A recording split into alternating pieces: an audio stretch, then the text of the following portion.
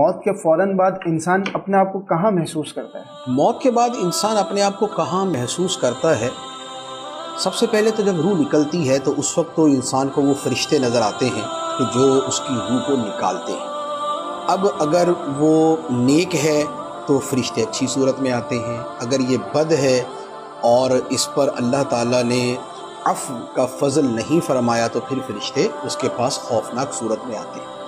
اچھا، نیک ہے تو پھر وہ ریشمی جو ہے وہ کفن جنت سے آتا ہے اور اس کے اندر اس کی روح کو لپیٹا جاتا ہے، اور اگر بد ہے یا معاذ اللہ کافر ہے تو اس کے لیے پھر دوسری وعیدیں ہیں۔ اب اس کے بعد یہ ہے کہ وہ اپنے آپ کو کہاں محسوس کرتا ہے، تو یہ فرشتے اس کی روح کو لے کر آسمانوں کی طرف بلند ہوتے ہیں۔ کسی کے لیے آسمان کے دروازے کھول دیے جاتے ہیں اور وہ روح جو ہے وہ اوپر چلی جاتی ہے، پہلے آسمان پہ، دوسرے آسمان پہ، حتیٰ کہ رب کی بارگاہ میں پیش ہوتی ہے۔ اور کچھ روحیں وہ ہیں کہ جن کے لیے آسمان کے دروازے نہیں کھولے جاتے تو ان کو واپس زمین پہ بھیج دیا جاتا ہے۔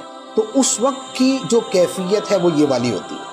اب اس کے بعد یہ ہوتا ہے کہ تھوڑی دیر کے بعد ہی اس کا حساب کتاب بھی شروع ہو جاتا ہے، قبر کا جو سوالات قبر ہیں وہ بھی ہو جاتے ہیں۔ تو اس وقت وہ کیا محسوس کرتا ہے؟ اس وقت تو وہ خود اپنے آپ کو یہی محسوس کرتا ہے کہ قبر کے اندر میرے سامنے فرشتے ہیں اور میں ان کو ان کے سوالات کے جوابات دے رہا ہوں۔ پھر آگے اس کے بعد مزید بہت سی صورتیں ہوتی ہیں۔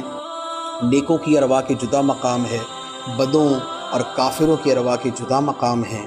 نیکوں کی ارواح جو ہے وہ آب زمزم کے کنویں کے پاس، خانہ کعبہ کے ارد گرد، اور یا اعلیٰ علیین میں، اور یا اس کے علاوہ اور بہت سے مقامات ہوتے ہیں۔ شہیدوں کی روحیں جو ہے وہ عرش کے نیچے جو ہے لٹکی ہوئی قندیلیں ہیں، ان قندیلوں کے اندر ہوتی ہیں، تو وہ ایک دوسری تفصیل ہے۔ اور ادھر جو برے ہیں یا جو کفار ہیں ان کے لیے پھر مختلف مقامات بیان کیے گئے ہیں۔ سجین ہے، چاہے برہوت ہے، تو ان کی ارواح مختلف انداز میں فیل کرتی ہیں۔